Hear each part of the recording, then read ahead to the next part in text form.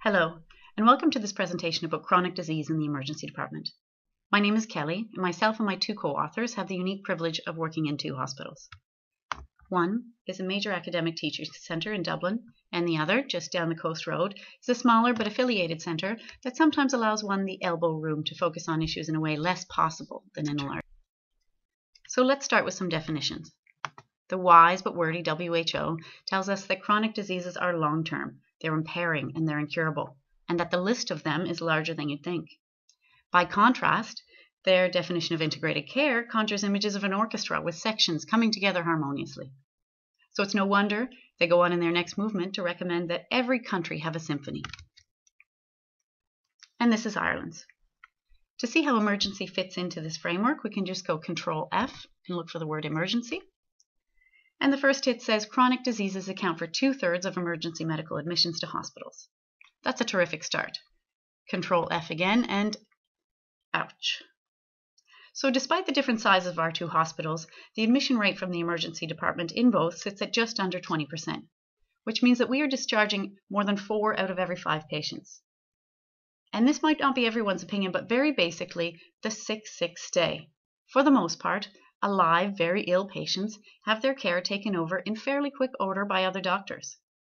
I often find it's the discharges that require more work, and it's the discharges that we're most responsible for because ours were the last hands. And a lot of times, this also has something to do with chronic disease. So we wanted to know, how relevant is chronic disease in that discharge cohort, and how big is that cohort compared to the admitted one? For 10 days, we asked the doctors to record any chronic disease their patient had, and whether or not this disease was either a contributing or determining factor to their presentation. We found that the discharge cohort was 2.7 times larger than the admitted one.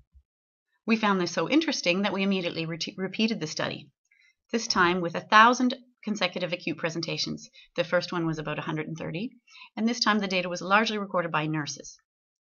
The results weren't exactly the same. Perhaps sometimes the nurses were not as likely to record conditions that were less commonly seen as chronic diseases, and sometimes a little less likely to recognize if the chronic disease was a contributing or determining factor, perhaps. But either way, the discharge proportion of chronic disease-related cases was more than twice that of the admitted one. Either way, the cohort not targeted by the government strategy is significantly greater than the cohort that is. This is a missing link for certain. But what might these discharge presentations tell us about integrated care? It's perhaps that they're actually quite good at telling us where integrated care is failing. So perhaps we're not just looking at a missing link, but in fact a weakest link. The cliché is so attractive. We wanted to know more about this missing cohort. We started by characterizing the chronic disease-related discharges and presentations, breaking them down first by disease and then by presenting complaint. We wanted to then know what could the emergency department do to participate in integrated care, and what benefits might there be from this participation. Here we have the chronic disease-related presentations broken down by illness. Looking in particular at the big 6. The government strategy identifies these 6 as accounting for up to 90% of chronic disease morbidity. They've appointed a national clinical lead for each of the big 6, 2 of which work in our hospital, one of whom is co-author here. And when we look at presentations by presenting complaint, you can well imagine what a large proportion of the admitted patients are presenting with.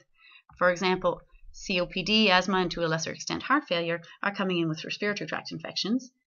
So the sick that stay are presenting with, in these cases, coughing or breathlessness. However, in the sick that are sent home, there's a much wider range of complaints.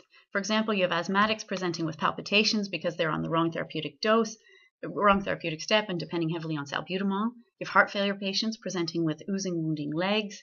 Stroke survivors presenting with musculoskeletal injuries because of residual mobility issues. So what can the emergency department do to actively participate in integrated care? We looked at information sharing, advanced therapy, and advanced knowledge. In terms of information sharing, we worked with specialists in each of the big 6 to develop this short form containing key clinical parameters from their point of view. It seems longer than it is, so let's go through it. Dear specialist and GP, your chronic disease patient attended the emergency department today but was not admitted. We give a couple of cursory details about the history, but essentially we then jump to only the relevant section and fill out any parameters we might have collected. And at the bottom we put our impression and intervention. The three biggest things about this form are that, number one, it's blue, although it does appear white here. Number two, it actually does make it into the patient's hospital chart, which is not the same as charting system as the emergency department, as you know. And number three, it goes to both specialist and GP. This way, when they're seen in clinic months later, the clinician can see the blue pages and say, oh, I see you've been to the emergency department 3 times since we've seen you last, which is sometimes not the amount of information they might be able to glean from the patient themselves. Now, we only started using these forms last summer, and we attached a feedback survey to the first 50.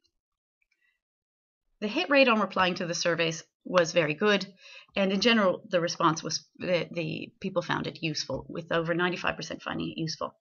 What we were struck by was the amount of time doctors found the update affecting actual therapy, as much as 55% in the case of diabetes, with a further 30% or more saying that it affected patient management in non-therapeutic ways, such as appointment scheduling.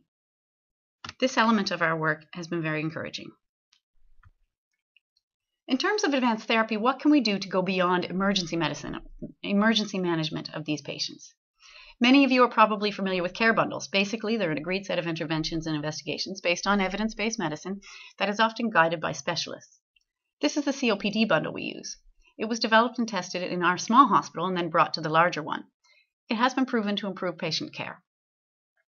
Our ongoing work has been exploring things like defined dose adjustment trials in heart failure and in diabetes, which would apply to the patient for a few days to a week, after which they can have direct access to a clinic to see what effect this has had.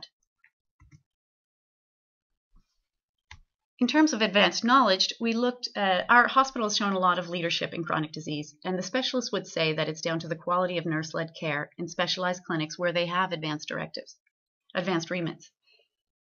This is well documented in the literature internationally. Unsurprisingly, perhaps, there's not a lot about nurse-led chronic disease care in the emergency department. We have been in contact with an ongoing study in Australia, which includes, but is not limited to, the emergency department, and we have a CNM who has made chronic disease the focus of our masters, and would like to go on to be an A&P in this area. So what benefits might there be from all this extra effort? While our anecdotes are accumulating, our work is still expanding, and it's too early to say if we can reasonably decrease acute presentations. There is certainly a palpable increase in clinician confidence, both on the part of the emergency doctors using care directives, and also specialists and GPs. There's a sense that doctors in different departments are working together and have each other's backs rather than managing each other's follies. And perhaps there is something to seeing unscheduled presentations as a rubric for quality in integrated care.